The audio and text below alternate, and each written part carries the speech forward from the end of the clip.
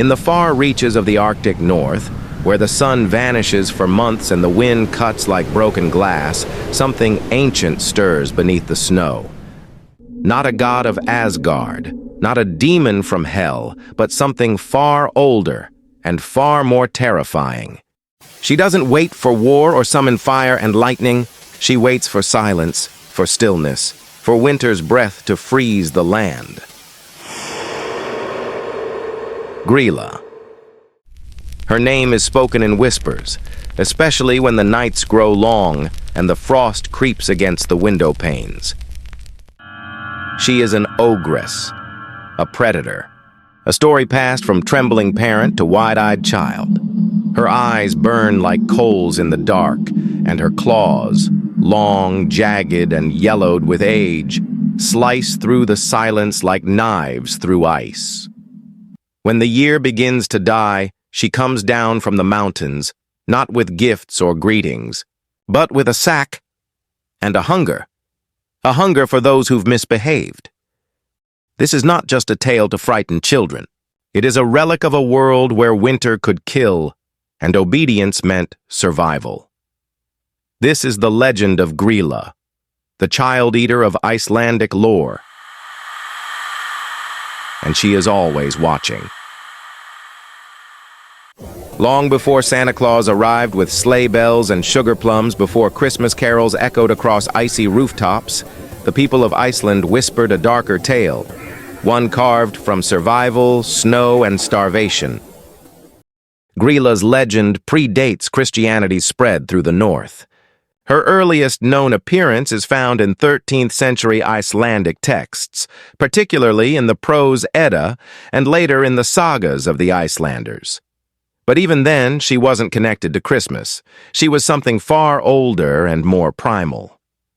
Gryla was a creature of the wilderness, an unpredictable and wandering ogress who dwelled in desolate caves high in the mountains.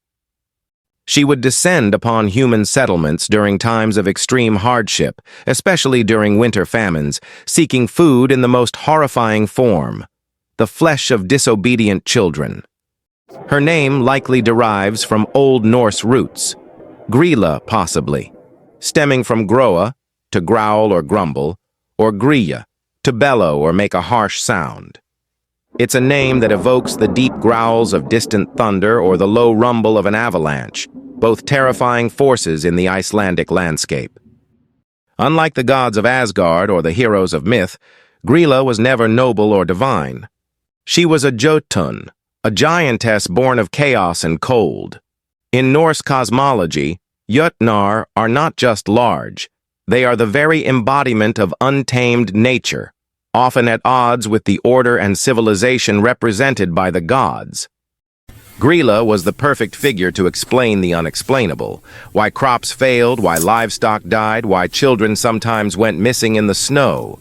Her monstrous presence justified fear, discipline, and the relentless dangers of winter. As Christianity spread through Scandinavia and Iceland, old beliefs were reshaped. Pagan gods became demons, folk creatures were rebranded with moral overtones, and Gryla, once a hungry spirit of winter, was woven into Christian seasonal customs. By the 17th century, she had become associated with Christmas, her hunger now framed as divine punishment for naughty children.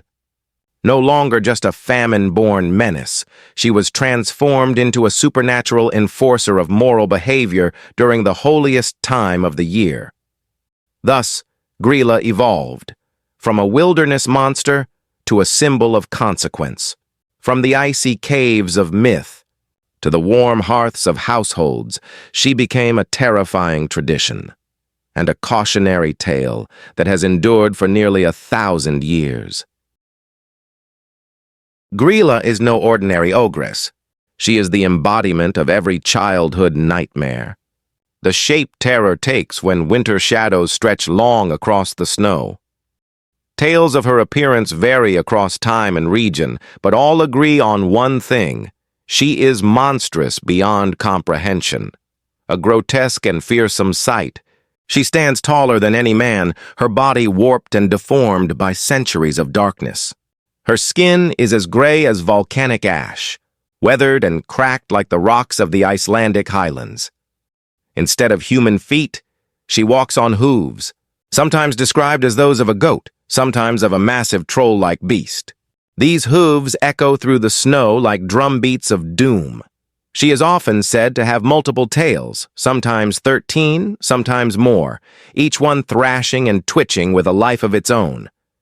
Her body is covered in matted, filthy hair, tangled with leaves, bones, and bits of old fabric.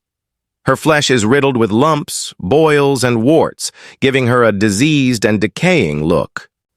Her long, pendulous ears dangle to her shoulders, swaying with every step, and her nose, broad and bulbous, can sniff out naughty children from miles away.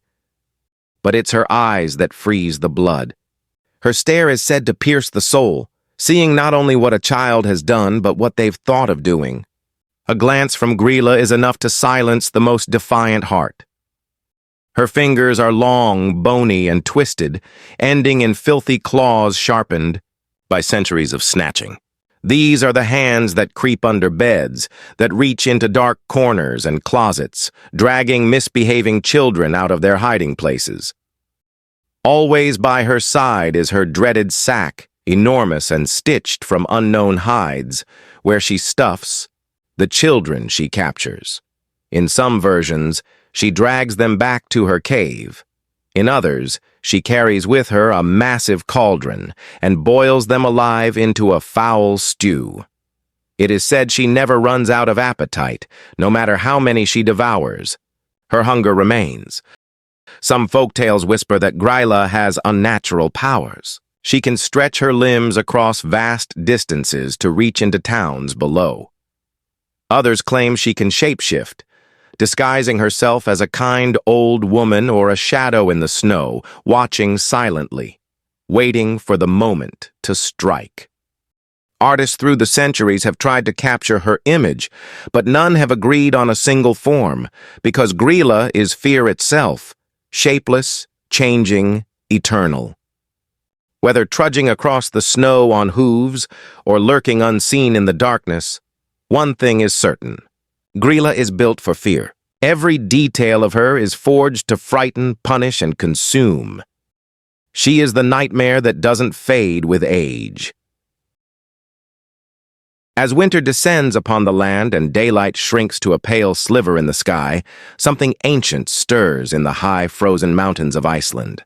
The wind carries more than snow. It carries the scent of fear and the whisper of Gryla's return. Every year, as Yule approaches, Gryla awakens from her long slumber. Her ears perk to the sounds of village life. Her nose twitches, catching the scent of misbehavior. And with the first deep frost, she begins her descent from the volcanic caves of the north down into the valleys and towns nestled against the winter's edge. Gryla comes not for celebration, but for punishment. She is not interested in kind children, nor does she reward the good. She is only concerned with those who lie, steal, disobey their parents, bully others, or throw tantrums without remorse. These are the names that draw her attention. No one knows exactly how she keeps track. Some say she hears every scolding word, every selfish act. Others claim she uses magic, consulting ancient scrolls or enchanted stones in her cave that glow when a child misbehaves. Once a name is known to her, there is no escape. Under the cover of night, with snow muffling her hoofbeats, she slinks into farms and villages. Her massive, stinking sack, stitched from beast hide and ash, slung over her shoulder, sways with anticipation. Her eyes scan windows, her claws test door latches, and when she finds the child she seeks, she strikes. With terrifying speed, she grabs the child, sometimes from their bed, sometimes as they wander too far into the cold. She stuffs them screaming into her sack and disappears into the storm. No trace left behind but the faint imprint of hooves in the snow. Deep in her mountain cave, Gryla prepares a dreadful meal. She lights her fire beneath a cauldron the size of a wagon and tosses in roots, bones, and bitter herbs. Then comes the final ingredient, the child. She is said to cackle as the stew boils, inhaling the steam like perfume. Some stories claim she prefers to eat them slowly, day after day, preserving her gruesome feast through the long winter. In ancient times, this tale wasn't just a bedtime story. Icelandic parents used it as a powerful tool of discipline. Children were told not to behave because Santa wouldn't come, but because Gryla might. In harsh Icelandic winters, where survival depended on cooperation, obedience, and discipline, the legend served a deadly serious purpose. One wrong move could endanger the family. Gryla became more than a monster. She was a living consequence, a folkloric enforcer of order, and she was not merciful. Gryla does not forgive. She does not bargain. She does not spare. For centuries, her legend was passed down in whispers beside the hearth.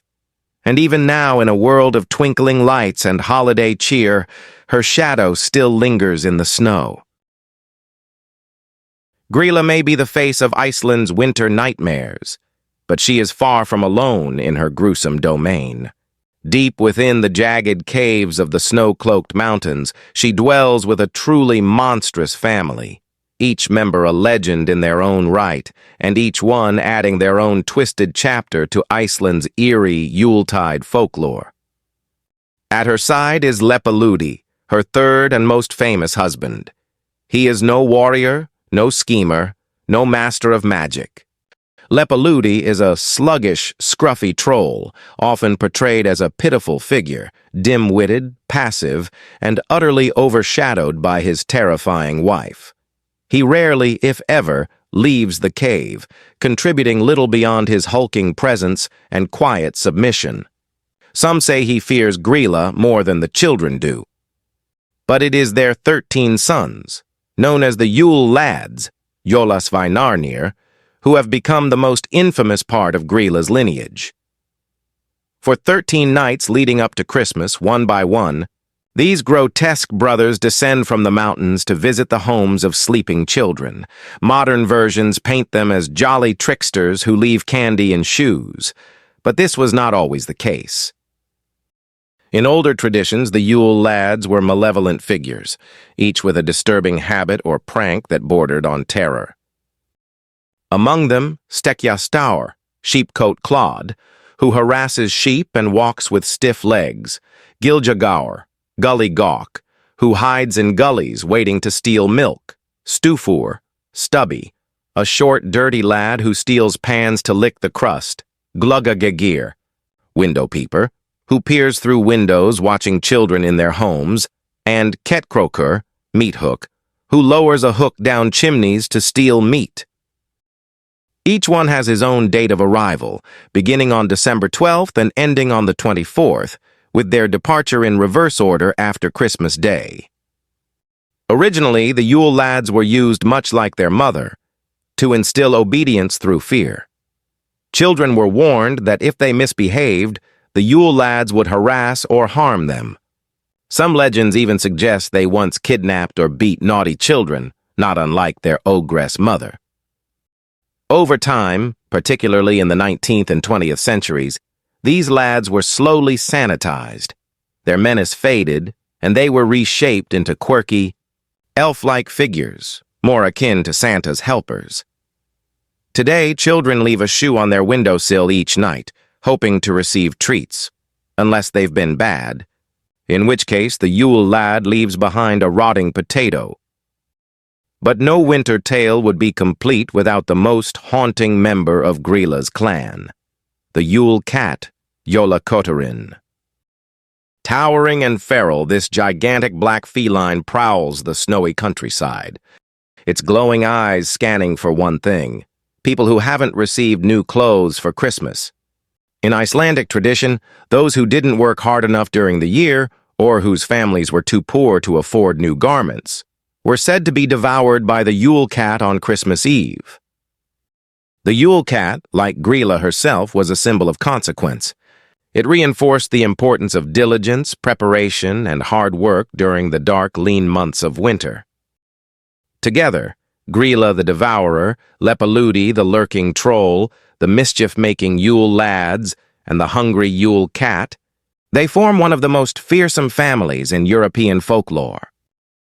While the modern world has softened their edges, turning some into symbols of holiday charm, the roots of their stories remain as dark and cold as the Icelandic winter that birthed them. They are not the givers of gifts, they are the keepers of consequences. Gryla was once a name spoken in hushed tones, used by parents as a last resort when scolding wasn't enough. But like many figures born from folklore and fear, her story did not remain frozen in time. In 1746, Icelandic authorities took a bold and unprecedented step. They officially banned the use of Gryla's legend, and those of the Yule Lads, to frighten children. Officials feared the psychological harm these terrifying tales inflicted. For centuries, Icelandic parents had wielded the story like a weapon, warning children that misbehavior could earn them a place in Gryla's cauldron. But now, that weapon was deemed too cruel, even for winter. And yet, Gryla did not disappear. Instead, her tale began to evolve. No longer confined to firelit warnings and whispered threats, she found new life in seasonal festivities and cultural traditions. In modern Iceland, Gryla appears in Christmas parades and public celebrations. Effigies of the monstrous ogress, complete, with wild hair, hooked nose, and bulging eyes, march through snowy streets alongside her 13 mischievous sons. She may still look frightening, but her role has softened. Now she's part of the holiday spectacle, met with laughter instead of terror. The Yule Lads, once known for harassment and petty crimes, underwent an even greater transformation. Throughout the 19th and 20th centuries, efforts by poets, teachers, and folklorists reshaped their image. In 1932, Icelandic poet Jóhannes úr Kötlum published the influential children's book Jólin Koma, which introduced a version of the Yule Lads that was mischievous but charming. The public embraced this new portrayal. Today, the Yule Lads are seen as harmless tricksters, each one with a unique personality, a silly habit, and even a schedule. Icelandic children now leave a shoe in their windows each night for 13 days before Christmas, and the Yule Lads leave behind small gifts or playful surprises. Naughty children may still find a rotting potato, but even that is more symbolic than sinister. And yet, despite this seasonal cheer, Gryla has never been fully tamed. While her sons have found redemption in candy and folklore, she remains the shadow behind the laughter, a primal symbol of consequence and hunger. Artists and writers continue to be fascinated by her. In Icelandic art, she appears in every form, from horrifying cave-dwelling giantess to a darkly comic grandmother stirring her pot. In modern literature and television, Gryla is resurrected as both villain and symbol, representing the untamed forces of nature and the lingering fear of what lurks beyond the safety of home. Even in popular culture outside Iceland, Gryla has begun to creep into the collective imagination. She's appeared in fantasy television series, horror stories, and seasonal folklore collections across Europe and North America, often introduced as a chilling alternative to Santa Claus. Gryla's endurance is proof of folklore's power to adapt. Though she no longer haunts children in quite the same way, she continues to haunt our stories, our art, and our sense of wonder. She has transformed from a threat into a symbol of winter's darkness, of the fear that kept ancient families safe, and of the way myth shapes the soul of a nation. In the end, Gryla is not just a monster of the mountains. She is a monument of memory, woven into the frost-bitten fabric of Icelandic identity. Why does Gryla still chill our bones, hundreds of years after her name first echoed across Iceland's frozen mountains? She's not just a myth, not merely a monster. She is a mirror, reflecting ancient fears, fears that remain buried in the human psyche even today. In the dark heart of the north, life was once a daily battle for survival. Winters were long, merciless, and deadly. Crops failed, livestock froze. A single mistake could mean death. And in such a world, obedience was not a virtue. It was survival itself. Children who disobeyed, who wandered too far, wasted food, or disrespected their elders, could put entire families at risk. And so, Gryla was born, not as a creature of fantasy, but as a cultural necessity. She was fear with a purpose. She didn't just frighten children, she trained them. In the absence of modern discipline or psychology, Gryla was a living embodiment of consequence, a monstrous mask worn by winter itself. Her cauldron symbolized the stakes. Disobedience didn't just bring punishment, it could cost you everything. Even now, in our modern age of central heating and electric lights, her presence lingers in the shadows of the season.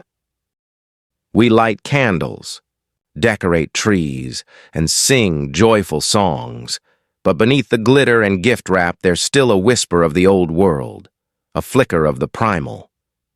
Gryla reminds us that even in times of comfort, danger once lurked just beyond the edge of the hearth. She is a warning carved in frost, a reminder that winter once demanded sacrifice, caution, and respect. And perhaps that is why Gryla remains so compelling. In a world that often shields us from consequences, her story brings a sharp, chilling edge. She forces us to reckon with the balance between joy and judgment, between generosity and justice.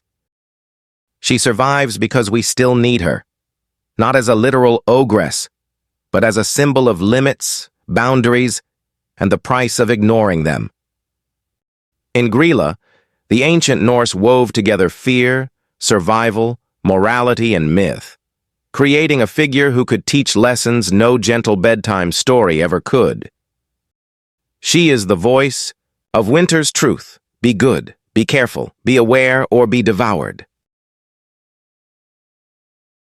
As the snow begins to fall and the winds sharpen their bite, we gather in warmth, by firesides under twinkling lights, wrapped in blankets and tradition. But not all Christmas spirits come bearing gifts. Not all wear red suits and jingle bells. Some wear claws instead of mittens. Some tread on hooves instead of boots, and some carry with them not cheer, but hunger, deep, cold, and ancient. Gryla, the ogress of the Icelandic mountains, still stirs when the nights are longest. She listens, not for carols, but for tantrums and whispers, for the careless lies and disobedience tucked beneath the tinsel. She does not check a list. She does not offer a second chance. In Iceland, her tale is more than folklore. It is woven into the winter, carried on the wind like an old, familiar warning. To this day, her image walks in parades, peers from holiday decorations, and haunts the darker corners of festive imagination. Because monsters like Gryla never truly die. They hibernate in our stories, waiting for the season to grow cold again.